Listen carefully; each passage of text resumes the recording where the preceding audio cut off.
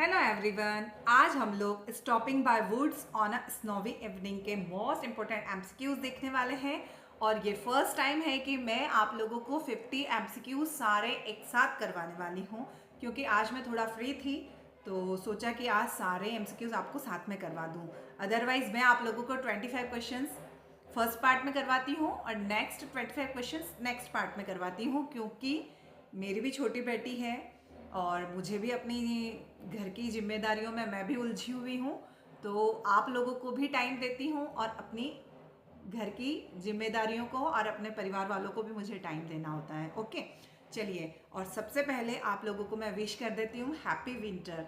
मैं इसलिए ऐसा बोल रही हूँ क्योंकि हम विंटर से रिलेटेड ही पोयम को देखने वाले हैं। तो अगर आप लोगों ने चैनल को अभी तक सब्सक्राइब नहीं किया है तो प्लीज़ चैनल को सब्सक्राइब कर लीजिएगा और बेल आइकन प्रेस करना बिल्कुल मत भूलना, क्योंकि आप बेल आइकन प्रेस करेंगे तभी आप लोगों को मेरे सारे वीडियोस के नोटिफिकेशन तुरंत मिल जाएंगे। और इसका समरी वाला पार्ट और पूरी पोयम को एक्सप्लेन करने वाला पार्ट भी मैं अपने चैनल पर अपलोड कर चुकी हूँ। तो अगर उसको भी नहीं देखा है आपने तो प्लीज़ चैनल पर जाकर मेरी पिछली वीडियोस को विजिट कर लीजिएगा। चलिए, तो हम लोग एमसीक्यूज वाला पार्ट स्टार्ट करते हैं। तो क्वेश्चन नंबर फर्स्ट है हमारा, the poem stopping by woods on a snowy evening is written by. किसने लिखी है ये पोयम? तो ये हम बहुत बार देख चुके हैं कि ये लिखी है रॉबर्ट फॉस्ट ने। ओके, चलिए नेक्स्ट क्वेश्चन हमारा question number second, what is the setting of the poem? Poem की सेटिंग कहाँ की गई है? तो पोयम की सेटिंग हमने जब पोयम को पढ़ा था, जब पोयम की समरी को देखा था, तब हमने देखा था इसकी सेटिंग कहाँ पर है पोयम की। तो इसकी सेटिंग है एक जंगल में, और वो भी बर्फ वाली शाम में। तो इसका आंसर होगा a snowy evening in the woods. चलिए फिर नेक्स्ट क्वेश्चन है क्वेश्चन नंबर थर्ड हमारा, whose woods does the speaker think these are? जो स्पीकर हैं उनके अनुसार वो जो जंगल था वो किसका जंगल था? तो वो था द विलेज ऑनर्स का। चलिए फिर नेक्स्ट क्वेश्चन है question number fourth, why does the speaker believe the owner will not see him? Speaker को ऐसा क्यों लग रहा था, ऐसा क्यों विश्वास था उनको कि उनको ऑनर नहीं देख रहा है? तो ऐसा उनको इसलिए लग रहा था क्योंकि the owner is in the village, क्योंकि ऑनर कहाँ था? गाँव में था। चलिए फिर नेक्स्ट क्वेश्चन है हमारा question number 5, what is unusual about the location where the speaker stops?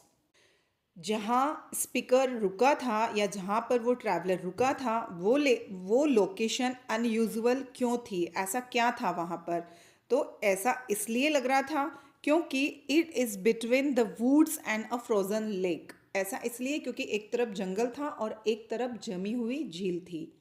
चलिए नेक्स्ट क्वेश्चन, क्वेश्चन नंबर 6 हमारा, what time of day is it in the poem? Poem में जो समय बताया है वो कौन सा समय बताया है, क्या टाइम था उस समय? तो ऑब्वियसली पोयम के नाम में ही हमको पता चल रहा है कि इवनिंग का टाइम था वो। चलिए नेक्स्ट क्वेश्चन है क्वेश्चन नंबर 7 हमारा, विच natural phenomenon is mentioned in the poem? कौन सा फिनोमिनन इसमें मेंशन किया गया है? तो इसमें स्नोफॉल दिखाया हुआ है। ओके, चलिए नेक्स्ट क्वेश्चन है क्वेश्चन नंबर 8 हमारा, how does the speaker describe the woods? Woods को स्पीकर ने कैसे डिस्क्राइब किया है? तो हमने जब पोयम को देखा था तब एक लाइन जरूर रीड की थी हमने, lovely dark and deep. Okay, चलिए नेक्स्ट क्वेश्चन है क्वेश्चन नंबर 9 हमारा, what does the speaker's little horse do to show surprise? जो ट्रैवलर के साथ में घोड़ा था वो सरप्राइज्ड क्यों शो कर रहा था, है ना? उसको अजनबी सा क्यों फील हो रहा था? तो इसलिए उसको फील हो रहा था क्योंकि वो जो जगह थी वो उस जगह से अनजान थे। इसीलिए जो हॉर्स था वो अपनी बेल को उसके उसके गले में जो घंटी बजी हुई थी उसको वो बजा रहा था। तो शैक्स इट्स हार्नेस बेल। चलिए फिर नेक्स्ट क्वेश्चन है क्वेश्चन नंबर 10 हमारा, why is the horse queer about stopping? तो इस क्वेश्चन का अभी मैंने आप लोगों को क्लियर किया है कि जो घोड़ा था उसको वहाँ पे अजनबी सा या बिल्कुल अलग सा महसूस क्यों हो रहा था? क्योंकि it finds it strange to stop where there is no farm house near be. क्योंकि घोड़े को भी पता था कि यहाँ आसपास कोई भी फार्म हाउस नहीं है, कोई गांव नहीं है, इसलिए उसे थोड़ा वहाँ पर स्ट्रेंज फील हो रहा था। चलिए नेक्स्ट क्वेश्चन है, क्वेश्चन नंबर 11 हमारा। What sound is heard beside the horse bells? जो घोड़े की घंटी थी उसके अलावा और कौन सी साउंड सुनाई दे रही थी? तो उसके अलावा जो साउंड सुनाई दे रही थी वो थी the sweep of easy wind and downy flakes. जो धीरे धीरे हवा चल रही थी उसकी, और जो ऊपर से बर्फ गिर रही थी उसकी आवाज़। चलिए नेक्स्ट क्वेश्चन है, क्वेश्चन नंबर 12 हमारा। What season is depicted in the poem? Poem में कौन से सीजन को बताया है? तो ऑब्वियसली पोयम में बर्फ गिर रही है, तो बर्फ कब गिरती है? विंटर सीजन में। चलिए नेक्स्ट क्वेश्चन है, क्वेश्चन नंबर 13 हमारा। What do the promises in the poem symbolise? जो पोयम में प्रोमिसेज को दिखाया है वो क्या सिम्बलाइज करती हैं? तो वो सिम्बलाइज करती हैं सोशल एंड पर्सनल रेस्पॉन्सिबिलिटीज़ को। चलिए नेक्स्ट क्वेश्चन है, क्वेश्चन नंबर 14 हमारा। And miles to go before I sleep can be read as also referring to. ये जो लाइन है ये किसको रिफर करती हैं? तो ये लाइन रिफर्स करती हैं a long journey of life before death. मरने से पहले जो हमारा जीवन चल रहा है, जब से हम पैदा हुए हैं तब से लेकर मरने तक, जो बीच की जो ज़िंदगी होती है ना, उसी को दिखाया है इसमें। चलिए फिर नेक्स्ट क्वेश्चन है, क्वेश्चन नंबर 15 हमारा। What is the rhyme scheme of each stanza? इसके प्रत्येक स्टेंजास की अगर राइम स्कीम को देखा जाए तो वो कैसी है? तो वो है हमारी A A। और अगर पूरी पोयम की राइम स्कीम को देखा जाए तो इसके लिए आप लोगों को समरी वाला पार्ट वॉच करना पड़ेगा। मैंने उसमें पूरा अच्छे से आपको डिटेल में समझाया है। चलिए फिर नेक्स्ट क्वेश्चन है, क्वेश्चन नंबर 16 हमारा। How many stanzas are in the poem? इस पोयम में कितने स्टेंजास हैं? तो इसमें 4 स्टेंजास हैं। चलिए बहुत छोटी सी पोयम है ये। नेक्स्ट क्वेश्चन है, क्वेश्चन नंबर 17 हमारा। What kind of poem is stopping by woods on a snowy evening? ये जो पोयम है ये किस तरह की पोयम है? तो ये एक लिरिक पोयम है, इसको हम गा सकते हैं। चलिए नेक्स्ट क्वेश्चन है, क्वेश्चन नंबर 18 हमारा। What central contrast runs through the poem? इस पोयम में कौन से कंट्रास्ट को दिखाया है, या पूरा जो सेंट्रल कंट्रास्ट है वो बताया जा रहा है इस पोयम में? तो वो क्या है? वो है nature's beauty versus human duty. चलिए फिर नेक्स्ट क्वेश्चन है, क्वेश्चन नंबर 19 हमारा। The mood created by the description of the woods is mainly. इसमें जो जंगल को या जंगल का जो सीन दिखाया है, तो उस जंगल के सीन को पूरा अच्छे से डिस्क्राइब किया है। तो वो कैसा दिखाया है, वो जंगल कैसा दिखाते हैं पूरी पोयम में? तो वो दिखाते हैं काम, मिस्टीरियस एंड कंटेम्पलेटिव। चलिए फिर नेक्स्ट क्वेश्चन है, क्वेश्चन नंबर 20 हमारा। The repetition of and miles to go before I sleep emphasises. ये जो लाइन है ये लाइन रिपीट हो रही है इस पोयम में, तो ये क्या एम्फेसाइज कर रही है? ये एम्फेसाइज कर रही है the weight of obligation and the distance left in life. चलिए फिर नेक्स्ट क्वेश्चन है, क्वेश्चन नंबर 21 हमारा। What is the tone of the poem? Poem का टोन कैसा है? तो पोयम का टोन है मेलंचोलिक एंड रिफ्लेक्टिव। चलिए फिर नेक्स्ट क्वेश्चन है, क्वेश्चन नंबर 22 हमारा। The woods in the poem largely symbolise. इसमें जो वुड्स है उसको सिम्बलाइज किया गया है किससे? तो उसको mystery and beauty of nature से सिम्बलाइज किया है। चलिए फिर नेक्स्ट क्वेश्चन है, क्वेश्चन नंबर 23 हमारा। What does the phrase easy wind and downy flake primarily describe? ये जो फ्रेज है इसको डिस्क्राइब किया गया है, तो इसको कैसे डिस्क्राइब किया गया है? Gentle snowfall and soft wind से। चलिए फिर नेक्स्ट क्वेश्चन है, क्वेश्चन नंबर 24 हमारा। How is the ownership of the woods emphasised? इसमें जो वुड्स को एम्फेसाइज किया है तो उसको किसकी ऑनरशिप से डिस्क्राइब किया है, पूरा एम्फेसाइज किया है? तो उसको एम्फेसाइज किया है by mentioning the owner lives in the village. वो जो वुड्स का ऑनर है वो कहाँ रहता है? वो गांव में रहता है। चलिए फिर नेक्स्ट क्वेश्चन है, क्वेश्चन नंबर 25 हमारा। The speakers pose in the wood suggest a moment of. जो स्पीकर्स है वो रुकता है जंगल में, तो वो जो मोमेंट था उसको सजेस्ट किया गया है। किससे सजेस्ट किया है? उसको सजेस्ट किया है कंटेम्पलेशन एंड एप्रिसिएशन से। चलिए फिर नेक्स्ट क्वेश्चन हमारा question number 26। The horse reactions is important because it, जो घोड़े का रिएक्शन था वो बहुत इम्पोर्टेंट है। क्यों? क्योंकि adds a realistic touch and contrast the speakers calmness. इसमें जो ट्रैवलर है उसके कामनेस को दिखाया है और हॉर्स के रिएक्शन को रियलिस्टिक टच देने के लिए दिखाया है। चलिए फिर नेक्स्ट क्वेश्चन, क्वेश्चन नंबर 27 हमारा, what kind of journey is implied in the poem. इस पूरी पोयम में किस प्रकार की जर्नी दिखाई है? तो इसमें हमारी लाइफ की जर्नी के बारे में बताया है, तो इसका आंसर होगा अ स्पिरिचुअल और लाइफ जर्नी। चलिए फिर नेक्स्ट क्वेश्चन है, क्वेश्चन नंबर 28 हमारा, the repeated final line emphasise. जो लास्ट की लाइन रिपीट हो रही है तो वो एम्फेसाइज कर रही है। वो क्या एम्फेसाइज कर रही है? The obligations that keep him going. जो ट्रैवलर है उसके ऊपर बहुत सारी जिम्मेदारियां हैं, उसने बहुत सारे प्रॉमिसेस किए हैं, तो उसको यहाँ पर नहीं रुकना है, उसको यहाँ से जाना ही पड़ेगा। चलिए फिर नेक्स्ट क्वेश्चन, क्वेश्चन नंबर 29 हमारा, the phrase miles to go before I sleep. ये जो फ्रेज है can be interpreted as referring to. ये जो फ्रेज है ये फ्रेज रिफर्स कर रही है, तो ये किसको रिफर्स कर रही है?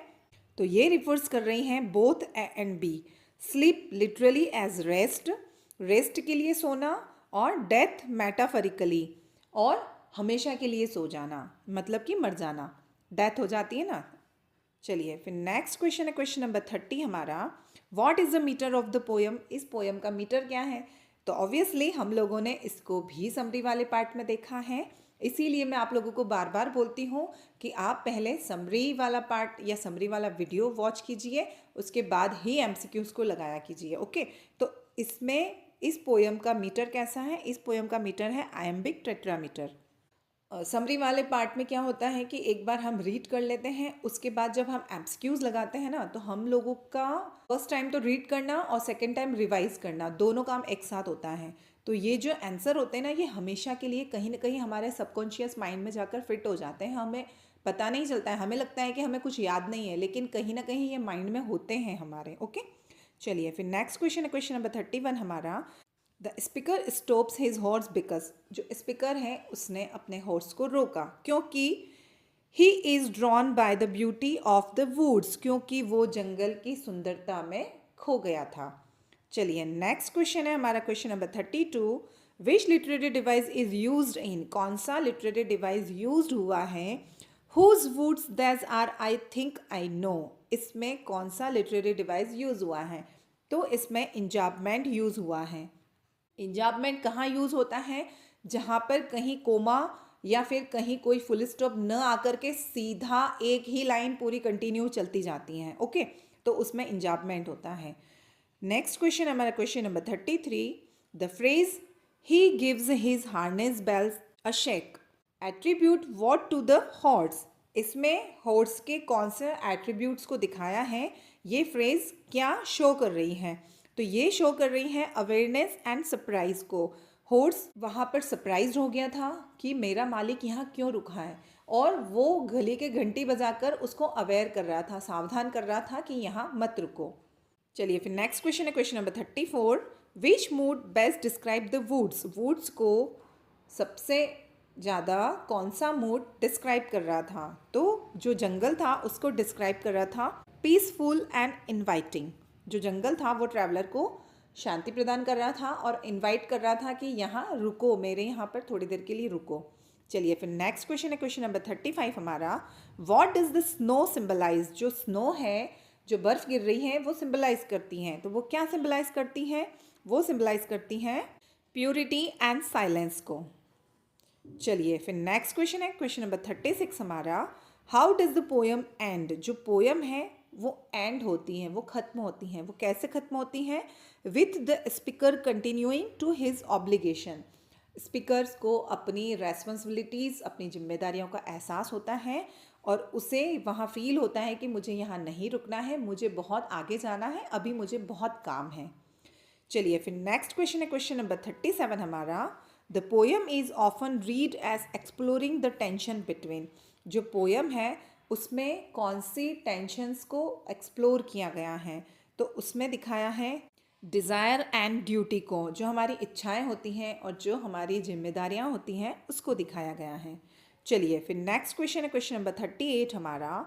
What theme is prominent in the poem? इस पोयम में कौन सी थीम को प्रोमिनेंट किया गया है या क्या थीम इसमें दिखाई गई है? तो इसमें दिखाई है nature's beauty and human responsibilities को। चलिए फिर नेक्स्ट क्वेश्चन है, क्वेश्चन नंबर 39 हमारा। What impression does the horse? Horse का क्या इम्प्रेशन है give compare to the speaker? Speaker ने क्या कंपेयर किया है हॉर्स को लेकर के? तो स्पीकर ने बताया है nervous and question where is the speaker's is काम। इसमें दिखाया है जो हॉर्स है वो नर्वस हो रहा है। क्यों? क्योंकि एक घने जंगल में और बिल्कुल डार्केस्ट इवनिंग में मेरा मालिक यहाँ क्यों रुक रहा है, लेकिन स्पीकर को वहाँ पर शांति महसूस हो रही है, इसलिए वो रुका हुआ है। चलिए फिर नेक्स्ट क्वेश्चन है, question number 40। The woods are describe as dark which connotes? तो इसमें जो डार्क यूज़ किया है वर्ड वुड्स के लिए, वो क्या कॉनोट्स कर रहा है, वो क्या दिखा रहा है? तो वो दिखा रहा है मिस्टेरी एंड डेप्थ को। चलिए फिर नेक्स्ट क्वेश्चन है, question number 41। The speaker's stopping represent a desire to? जो स्पीकर्स का रुकना क्या रिप्रेजेंट करता है, वो कौन सी या क्या इच्छाएं बताता है? तो वो दिखाता है स्केप फ्रॉम ऑब्लिगेशन टेम्परेरली। जो स्पीकर है उसकी जिम्मेदारियों से वो कुछ समय के लिए फ्री हो जाता है।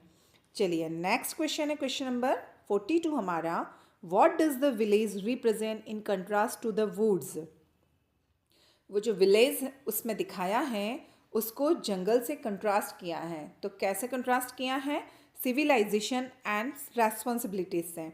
जंगल में एकांत है, जंगल में रुकेंगे तो हम अपनी जिम्मेदारियों को भूल जाएंगे, लेकिन जब हमें वापस से अपने काम के लिए जाना होता है वहाँ हम रुक नहीं सकते हैं।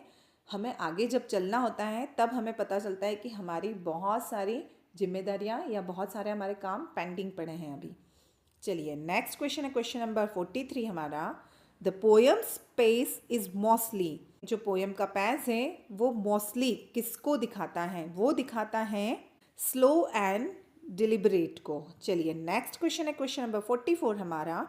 The horse shaking bells is a symbol of?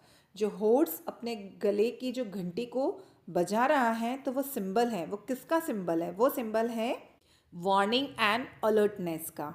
चलिए नेक्स्ट क्वेश्चन है, क्वेश्चन नंबर 45 हमारा। The speakers journey is likely symbolic of? जो स्पीकर्स की जर्नी है वो सिंबलिक है, वो किससे तुलना की गई है या वो क्या दिखाती हैं? तो वो दिखाती हैं लाइफ एंड इट्स ड्यूटीज़ को। चलिए फिर नेक्स्ट क्वेश्चन है, क्वेश्चन नंबर 46 हमारा। How does the poem explore the theme of nature? Nature की थीम को पोयम में कैसे एक्सप्लोर किया गया है? तो इसमें दिखाया है by praising its beauty and stillness. चलिए फिर नेक्स्ट क्वेश्चन, क्वेश्चन नंबर 47, और इससे मैं आगे और क्वेश्चंस करवाऊँ आप लोगों को।